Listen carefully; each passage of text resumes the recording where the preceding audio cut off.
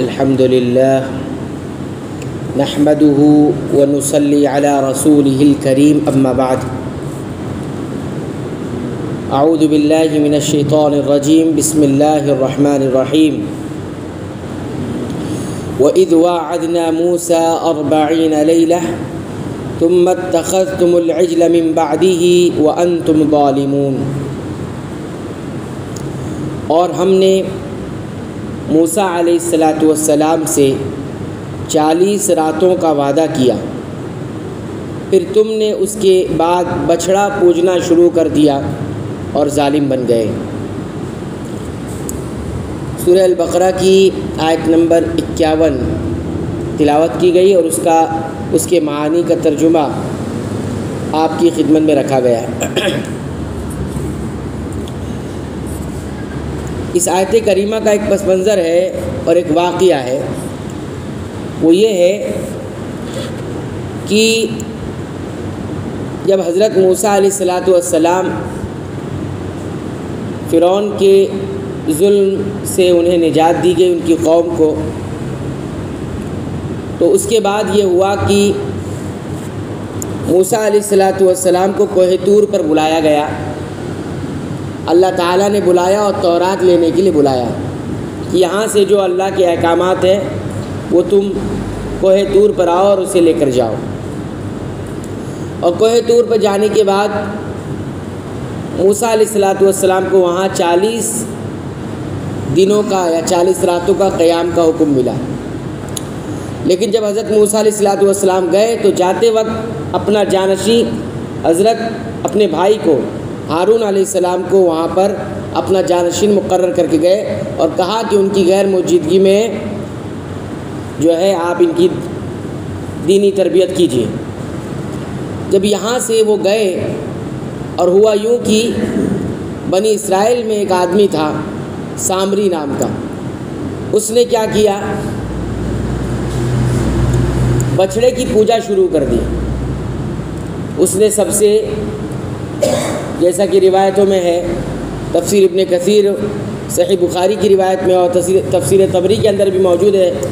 کہ اس نے سب سے سونا وغیرہ اکٹھا کروائے، زیورات اکٹھے کروائے، اور اس سونے سے اس نے ایک بچھڑا بنایا، سونے کا ایک بچھڑا بنایا جس کو ہم کیا مجسمہ کہتے ہیں، اور اس کے بعد یہ کہا کہ یہی تمہارا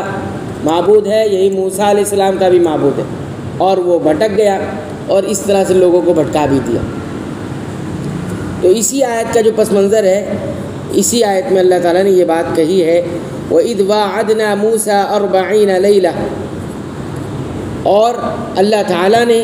موسیٰ علیہ السلام سے 40 راتوں کا وعدہ کیا، یعنی بلا کر اپنے پاس تورات دینے کا اور 40 دن تک قیام کرنے کا وہاں پر یہ جو وعدہ کیا تھا، ثُمَّ اتَّخَذْتُمُ الْعِجْلَ مِن بَعْدِي، تو بنی اسرائیل سے خطاب کر کے کہا جا رہا ہے پھر تم اس کے بعد کیا کیا، ایک بچھڑے کو معبود بنا لیا، تم نے اس کو پوجنا شروع کر دیا، وَأَنْتُمْ ظَالِمُونَ، اور تم ظالم ہو گئے۔ تو ظالم، ظلم یعنی اللہ تعالیٰ کو چھوڑ کر کسی اور کی عبادت کر لینا، کسی بھی طور پہ ہو، اس کو معبود بنانا، اس کو پوجنے لگنا، یہی تو ہے ظلم۔ یہی کیا ہے، سب سے بڑا ظلم ہے۔ انسان پر ظلم کرے گی، یہ بہت بڑا ظلم تو آئے گی، اس سے کہیں بڑا ظلم کیا ہے کہ انسان اپنے حقیقی معبود کو چھوڑ کر کسی اور کی عبادت کرے۔ تو یہ اس آیت کریمہ کا پس منظر تھا کہ اس طرح سے لوگوں نے جو ہے بت پرستی شروع کی اور غیر اللہ کی عبادت شروع کی ہے۔ اور وَأَنْتُمْ ظَالِمُونَ کہہ کر یہ بتایا کہ تمہارا اس بچھڑے کو معبود بنانا یہ اصل میں بہت سنگین جرم ہے، سنگین جرم سے آگے بڑھ کر یہ ایک طرح کا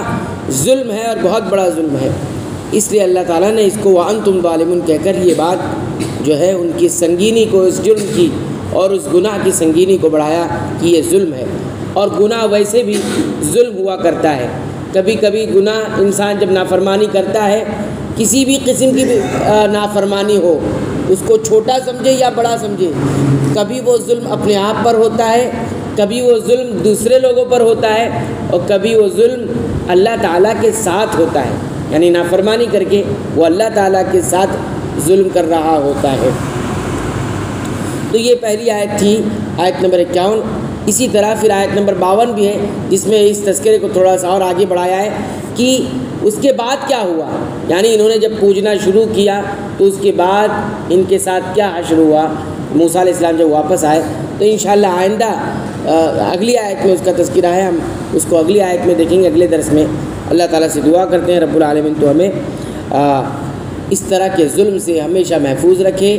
شرک جیسے گناہ سے اللہ رب العالمین ہمیں ہمیشہ دور رکھے، اور توحید جیسے اور اسی طرح اللہ کی ہی عبادت کما حقو کرنے کی ہمیں توفیق عطا فرما۔ رب العالمین تو ہمیں قرآن حکیم کی پابندی سے تلاوت کی توفیق عطا فرما، اسے سمجھ کر غور کر کے پڑھنے کی توفیق عطا فرما، اور اس کے مطابق عمل کی توفیق عطا فرما، آمین۔